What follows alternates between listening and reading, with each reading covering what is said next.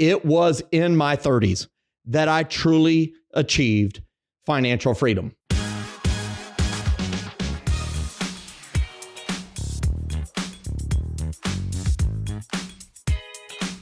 Well, welcome to the Monday Money Tip Podcast presented by Fully Funded Life. My name is Joe Sangle, and I'm committed to help you live your fully funded life, being able to do exactly what you're put on this earth to do, regardless of its cost or the income it might generate. Today, I'm so excited to talk about a topic that is relevant to a particular decade of life, and that is those 30s. And I want to talk about specifically some tips that you can employ to achieve financial freedom when you're in your 30s. Now, here's what I know. I once was a 30-year-old, and I went through every single number in the 30s. Lord granted me life in 31, 32, 33, 30, all the way to 39. And then mysteriously, after 10 years in my 30s, I exited and went to a new decade called the 40s. And shortly, well, I'm going to exit those 40s as I'm 49 right now. Now, I am really fired up about this topic because it was in my 30s that I truly achieved financial freedom. I've seen many people do the same. I've also seen many people exit their 30s and in the same financial shape or even worse shape because they did not employ wise and sound financial principles. So if you're in your 30s, I want you to really listen in. If you are in your 20s, hey, maybe you can employ these earlier. If you're in your 40s and you haven't done this yet, or your 50s or 60s, hey, take this as a warning to dive in. I don't want you to just turn it off because I'm talking specifically to those in the 30s. But if you're in your 30s, hey, get that pen together, get that paper together, start taking notes. Watch on YouTube if you like.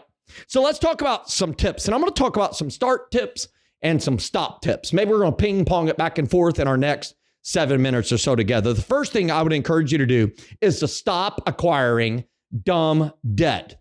When I talk about dumb debt, this is debt that does not add value to your life, does not increase in value, does not maintain value. We can all agree putting groceries on a credit card that is not paid off every month is dumb debt. You're going to eat the food's going to spoil, and there is no lasting value to that. Now, that's different from debt on something like a rental property, which we'll talk about here in a minute, because that will go up in value in general and cash flow. It's really important. So stop acquiring what I call dumb debt, that debt that is unhelpful towards building net worth. So are you still building debt? Are you still swiping the credit card, not paying off every month? I would really encourage you to not finance cars, to not finance, if cars go down in value like crazy, they depreciate terribly. They're just not a good thing to be putting your money into.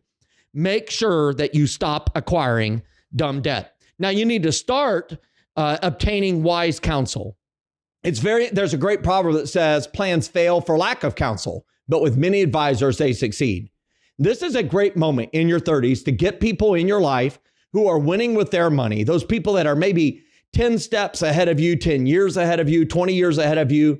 They've had some really phenomenal things happen on their behalf financially, and they love nothing more than sharing that with someone else who's eager to learn and employ those principles to their life. Who is it that you could invite to a lunch and you could pick their brain and be able to really let them mentor and help you through their experiences, both good and bad, to help you navigate your way? Wise counsel in my life has taken the name of many people.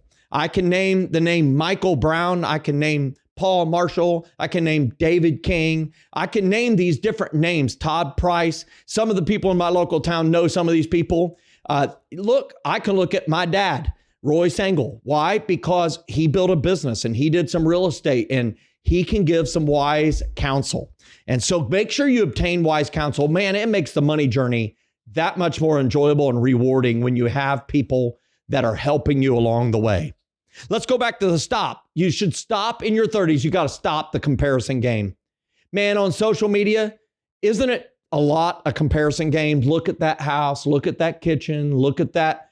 Oh, look at those clothes they're wearing. Look at those new sneakers they're wearing, man. It's just unbelievable the life they have. They're traveling everywhere. You just got to knock that off.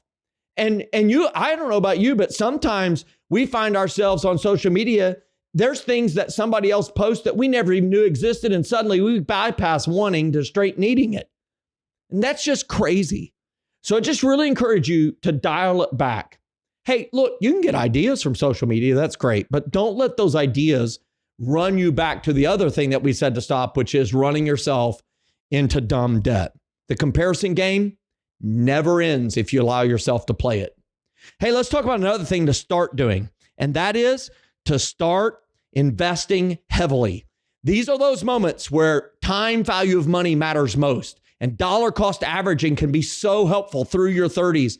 And I can tell you, I did this. Man, I really started my money journey at age 28. That's when I really got after it.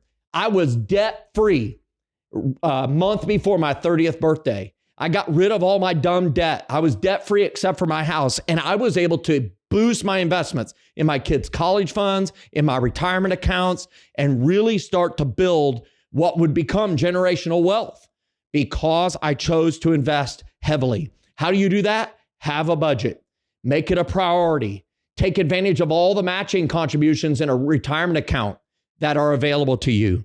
Make sure you max out that Roth IRA, that regular IRA, or your retirement account at work, that 401k, 403b, 457, SEP IRA, a simple IRA, whatever that may be. Let's talk about one other thing to stop doing is you got to stop thinking that bigger is better. Bigger is not always better, unless we're talking about building a savings account, building that investment account, and building those relationships. Bigger relationships, a bigger pool of people that you're doing life with, bigger pool of people that have wise counsel, that is better. But when we think about always building the giant house, the barn of a house, the giant, car payment, the giant car, all that stuff. Hey, sometimes it's important and it's relevant, but it's not always better. So make sure you run it through the filter of your plans, hopes, and dreams, that fully funded life. Hey, I have one other thing that you should really consider start doing, and that is acquiring cash flowing investments. This could be small business, starting that small business. You have all this energy. You're in your 30s. Man, I built a business. I built several businesses. I bought some businesses in my 30s. Hey, I can tell you right now that you got a lot of energy. And I can tell you at 49, I have a little less energy. I have a lot of energy, but I have less energy I had in my early 30s and mid 30s. So build that business. Go get dividend stocks that pay dividends, that pay cash to you. Invest in real estate, rental properties where you can generate cash flow from it. Because the sooner you realize that you can generate what we call type 2 income here, that income that is passive income, that income that you don't have to work terribly hard for, or may not have to work at all, that passive income that can help build your discretionary income, well, it will help you do all the other things we just described. It'll help you eliminate dumb debt. It can help you prevent acquiring dumb debt. It can help you invest heavily, and it can really encourage you to have even more meetings with people who have wisdom. Hey, you're in your 30s. In this course of time, let's think about it. Let's say you get to live to 70, and let's say you're 30 now. That means you have 40 years. You have somewhere between 30 and 40 years if you're in your 30s. If you're 39, got about 30 years and change to age 70. If you're right here hitting 30, you got 40 years. Hey, $100 a month in a good growth stock mutual fund, if it grows like it has done over the last 85 years, hey, in 30 years, that's $350,000. Hey, in 40 years, it's $1.2 million. Hey, if you do $500 a month starting at age 30, that's, it's a cool $6 million.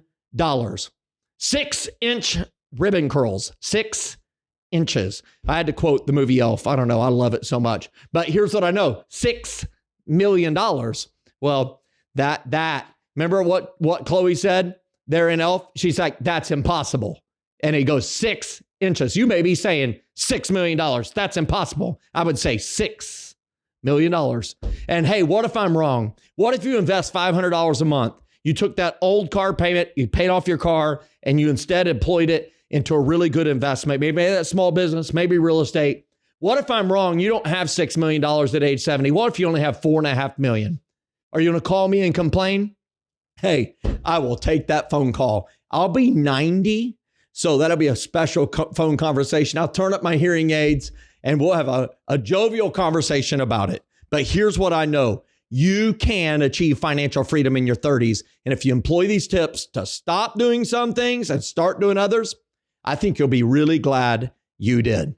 Hey, thanks so much for listening to the Money Tip Podcast. It is our aim and goal every single Monday to bring you right now relevant information to help you in your money journey. Hey, listen again. Next Monday, we'll be right here with another right now relevant tip. Hey, go live your fully funded life. Hey everyone, Joe Sangl here. Thanks so much for watching this episode. Hey, I encourage you to check out our other videos that are available here. If you like this, hey, every single week we're producing new content that is to help you with right now relevant information. So make sure you click one of the links and check out some more of our information. I think you'll be so glad that you did. I know your wallet will be glad you did.